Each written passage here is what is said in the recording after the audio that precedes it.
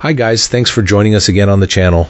So there's a reason I haven't talked about this one until now. It's not because I didn't want to talk about it, but because I needed to get it right. And now the wait's over, but before we get into that, don't forget to check this exclusive discount for it. You can find the link in both the video description and the top comment below. Now let's not waste any more time and jump right into the details.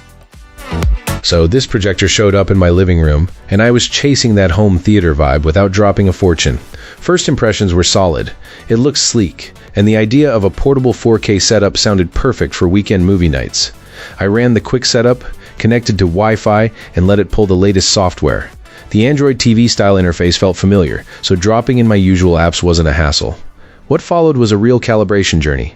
The image came through bright enough, but I kept hitting a wall with color and brightness that didn't feel right away. IMAX Enhanced popped up, and I learned pretty quick that turning it off made the image noticeably brighter, but then the whites went a little washed out and the colors tipped red. I dug around and found that the picture tuning lives in a few modes, with the real control buried in the custom setting where you can tweak brightness, contrast, and gamma in real time. It was a bit of a tug of war, and I'll admit that part was frustrating. I tried a few inputs, a 4K Roku, a Blu-ray player, and the built-in apps.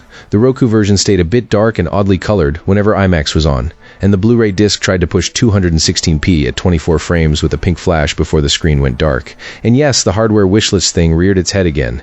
This unit has only one HDMI input, so I wrestled with a switch and several cables, and the remote isn't backlit, which makes late-night tweaking a pain.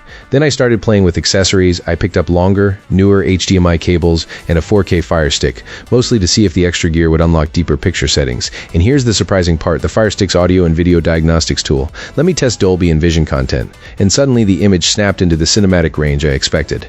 After that moment, Maverick and Oppenheimer finally looked the way they should: bright, detailed, with solid color, once I disabled a few HDR and IMAX toggles that were fighting with the source. Overall, this projector can deliver a premium home theater feel if you devote a little time to calibration and choose the right screen.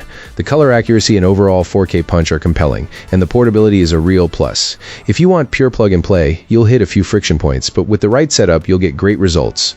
The support team was responsive when I reached out, which helped smooth the rough patches. In short, this projector is worth the price once you push through the setup quirks and pick the right accessories. And that wraps up today's video. If you made it this far, thanks for watching. I really appreciate it. See you next time.